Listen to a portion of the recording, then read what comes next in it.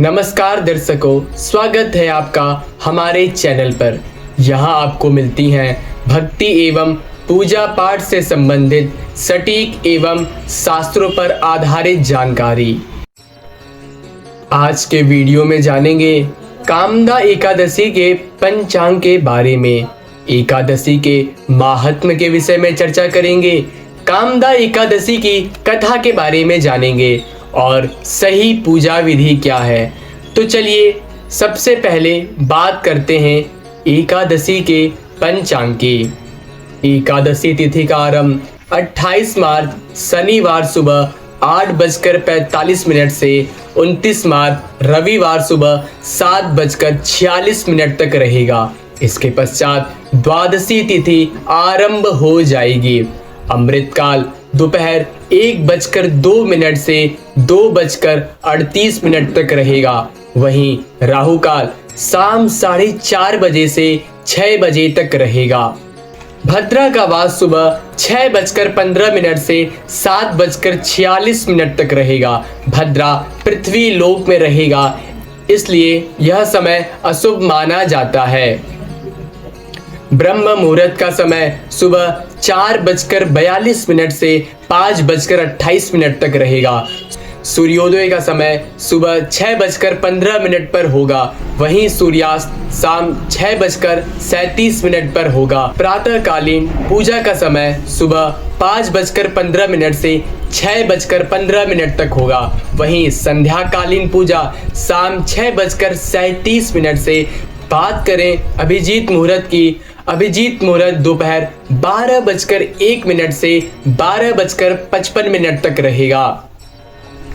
अब बात करते हैं एकादशी के पारण के मुहूर्त के बारे में। एकादशी व्रत पारण का समय 30 मार्च सोमवार सुबह 6:18 से 7:12 तक रहेगा।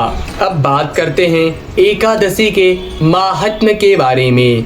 स्कंद पुराण में कहा गया है, एकादशी व्रतम श्रेष्ठम सर्व यज्ञ फलम प्रदम त्रैलोके नास्ति तत्समम पवित्रम व्रतमुत्तमम।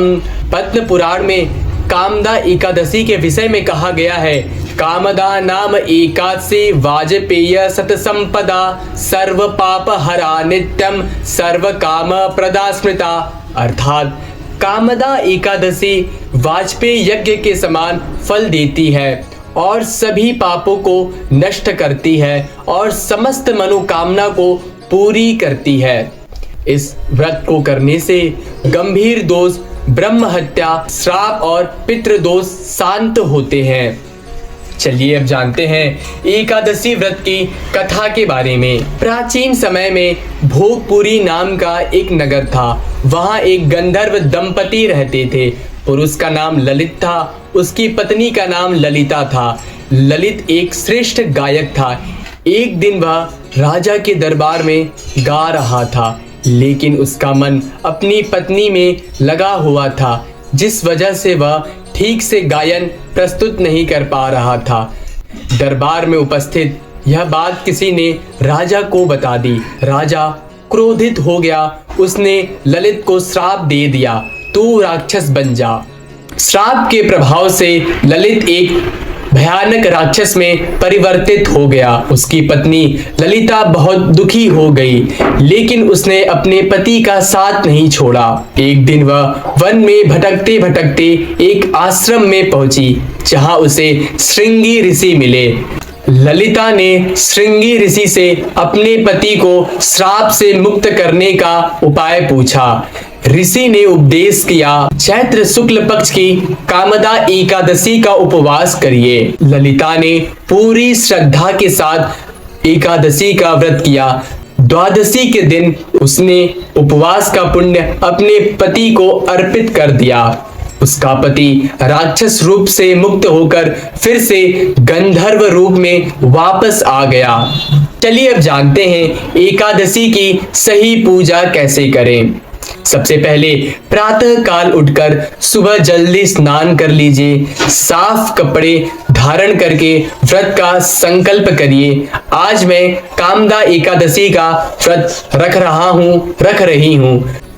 फिर भगवान विष्णु की मूर्ति और प्रतिमा के सामने दीपक जलाएं, तुलसी दल अर्पित करें, फल और मिठाई का भोग लगाएं। सालिग्राम जी को चंदन, कुमकुम, पीले फूल, तुलसी दल इत्यादि अर्पित करें।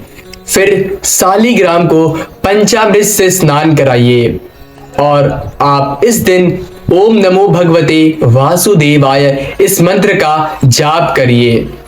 इस दिन अन्न का सेवन नहीं करना चाहिए। झूठ, क्रोध, नकारात्मक विचारों से दूर रहना चाहिए और दिन भर भगवान विष्णु का स्मरण करना चाहिए। अगर आपको यह वीडियो पसंद आई हो तो वीडियो को लाइक करिए और ऐसे ही धार्मिक ज्ञान के लिए हमारे चैनल को सब्सक्राइब करना न भूलिए।